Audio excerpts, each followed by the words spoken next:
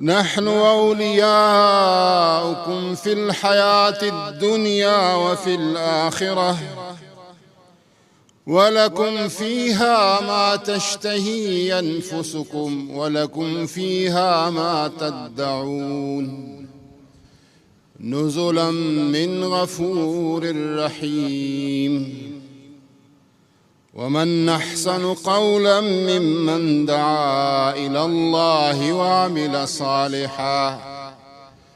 وعمل صالحا وقال إنني من المسلمين۔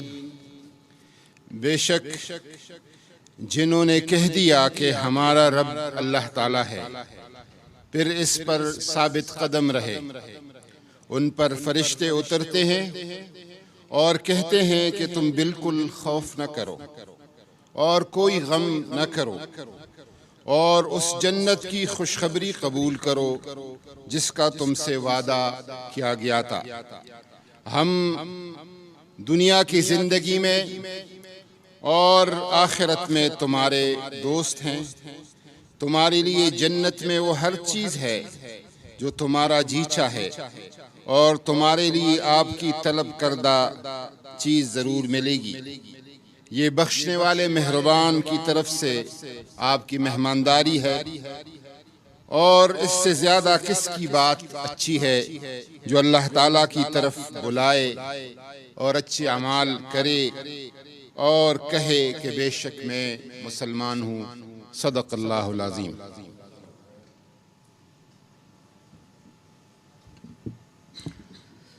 الحمدللہ رب العالمین والصلاة والسلام علی رسول الکریم حبیبنا و حبیب رب العالمین، اما بعد فاعوذ باللہ من الشیطان الرجیم، بسم اللہ الرحمن الرحیم۔ شہر رمضان الذی انزل فیہ القرآن ھدی للناس وبینات من الہدی والفرقان۔ صدق اللہ العظیم۔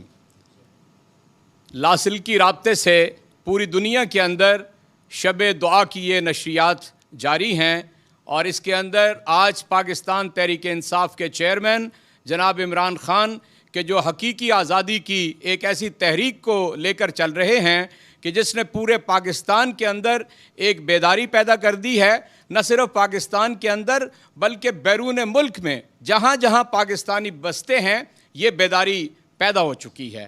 یہ برکتوں اور رحمتوں کا مہینہ ہے، یہ در حقیقت جدوجہد کا مہینہ بھی ہے۔ آپ کو میں یاد دلاتا ہوں، فتح مکہ رمضان المبارک میں ہوئی، حضرت علی کرم اللہ وجہہ کی شہادت رمضان المبارک میں ہوئی، پھر اس کے بعد آپ کو معلوم ہے کہ پاکستان اسی ماہ مبارک میں مارز وجود میں آیا، اور سن ہجری کے مطابق یہ آج کی رات پاکستان مارز وجود میں آیا، جو لا الہ الا اللہ محمد رسول اللہ کے کلمے کے نام پہ مارز وجود میں آیا۔ اس لیے ہماری جدوجہد جو اس وقت چل رہی ہے اسے ہمیں لے کر چلنا ہے، اس میں قربانی دینی پڑے تو قربانی دینی ہے، اس میں اگر ہمیں اپنی جان مال اس کو خرچ کرنا پڑے تو ہمیں اس کو کرنا ہے۔ یہی رمضان المبارک کا میسج ہے، اور رمضان کے اندر وہ عظیم معرکہ برپا ہوا جسے 17 رمضان المبارک کو یوم البدر ہوا، جسے یوم فرقان قرآن عظیم الشان کے اندر کہا گیا ہے، وہ معرکہ کہ جس نے حق اور باطل کے اندر فرق سامنے رکھ دیا ہے۔ اور آج ہم انشاءاللہ اپنے چیئرمین کو سنیں گے اس بات کے اوپر کہ کلمے کا لا الہ الا اللہ کا جو مفہوم انہوں نے دنیا کو سمجھا دیا ہے، وہ در حقیقت اصل میں جب اللہ کا آپ نام لیتے ہیں اس کا ذکر کرتے ہیں، اور دعا ایک حدیث کے مطابق دعا جو ہے پوری عبادت دعا ہے، دعا ہی عبادت ہے، اور دوسری حدیث کے مطابق یہ عبادت کا مغز ہے۔ چنانچہ ہم یہ دعا کریں گے اور انشاءاللہ تعالی اس کی برکتیں اور رحمتیں سمیٹیں گے، اور انشاءاللہ جس جد و جہد کو ہم لے کر چلنا چاہتے ہیں اسے اپنے منطقی انجام تک پہنچائیں گے۔ اللہ کا نام غالب ہوگا، حضور نبی کریم صلی اللہ علیہ وسلم کی سنت اس ملک کے اندر آئے گی، اور انشاءاللہ غیر سودی نظام اس ملک کے اندر اللہ کے فضل و کرم سے ہوگا۔ میں اب دعوت دیتا ہوں اپنے بھائی نجم شیراز کو کہ وہ آئیں اور حمد باری تعالیٰ پیش کریں۔ جناب نجم شیراز صاحب۔ السلام علیکم. یہ کلام، یہ دعا میں اس امید کے ساتھ پڑھ رہا ہوں کہ جو قدر کی آج رات ہے، اس رات میں ہم سب کو اپنے رب کی قدر ہو جائے، ہمیں اس کے نبی صلی اللہ علیہ وسلم کی زندگی کی قدر ہو جائے، اس کے کلام قرآن پاک کی قدر ہو جائے، ہمیں اپنی مقصد، اپنے منزل کی قدر ہو جائے، ہمیں اپنی ملک کی قدر ہو جائے، ہمیں اس لیڈر کی قدر ہو جائے جس نے پوری قوم کو آزادی کی قدر کروا دی ہے، ہمیں اس دنیا میں آنے کا مقصد مل جائے، صحیح غلط کی تمیز سے آگاہی ہو جائے. اگر یہ رات مل جائے تو شب قدر نہ بھی ملی تو بھی ہماری جنریشنز، ہمارے آنے والی نسلیں سنور جائیں گی. بسم اللہ الرحمن الرحیم.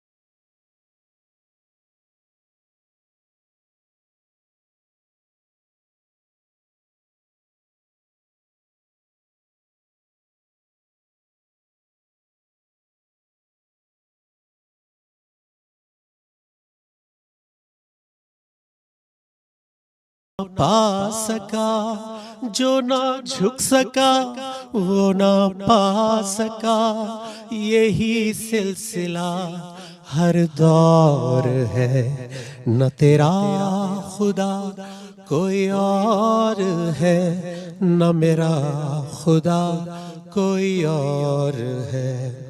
اور آخر میں دوبارہ سے آج تجدید عہد وفا کروں گا اور معافی مانگوں گا اس رات میں، اور آج پورے ملک کے لیے، پوری قوم کے لیے مانگوں گا کہ اللہ ہمیں اس تکلیف سے، اس مصیبت سے نجات دے. یا رب ہمیں تو بخش دے، یا رب ہمیں تو بخش دے، یا رب ہمیں تو بخش دے، یا رب ہمیں تو بخش دے.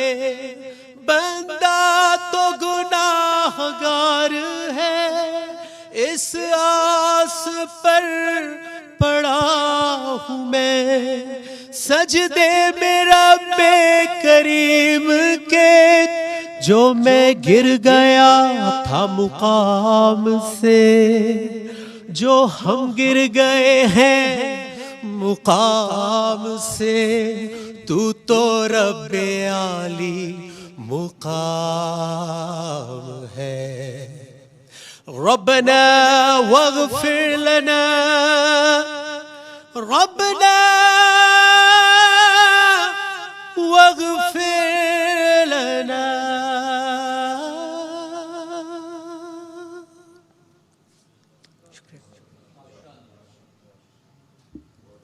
جزاک اللہ نجم شیراز صاحب.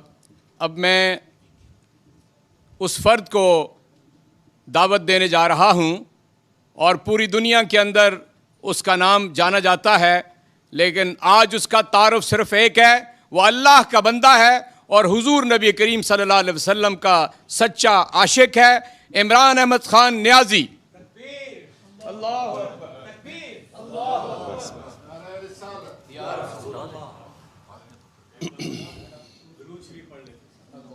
بسم اللہ الرحمن الرحیم، صلی اللہ علیہ وسلم.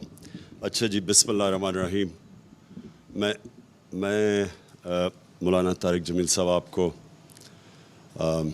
یہاں آنے کے لیے آپ کا شکریہ ادا کرتا ہوں، اور یہ پاپولر ڈیمانڈ تھی ہماری ساری پارٹی کی طرف سے، لوگوں کی طرف سے بھی، کہ آپ کا آج دعا کرنا بڑا ضروری ہے، تو اس لیے ہم سب کو بڑی خوشی ہے کہ آپ یہاں ہمارے ساتھ شامل ہیں.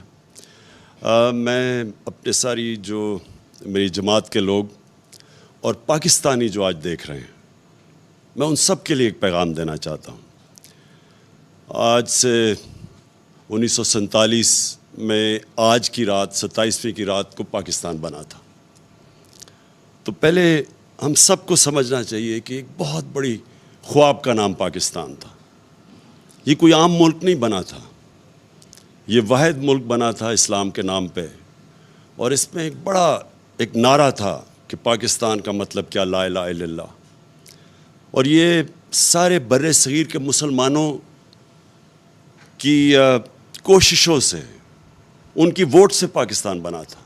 وہ مسلمان جن کو پتہ تھا کہ انہوں نے پاکستان میں نہیں رہنا، جو آج 20 کروڑ لوگ ہندوستان میں ہیں، ان کے جو بڑے تھے ان کو پتہ تھا کہ وہ پاکستان میں نہیں رہنا، اس کے باوجود انہوں نے اس خواب کے پیچھے ووٹ دی تھی پاکستان کو.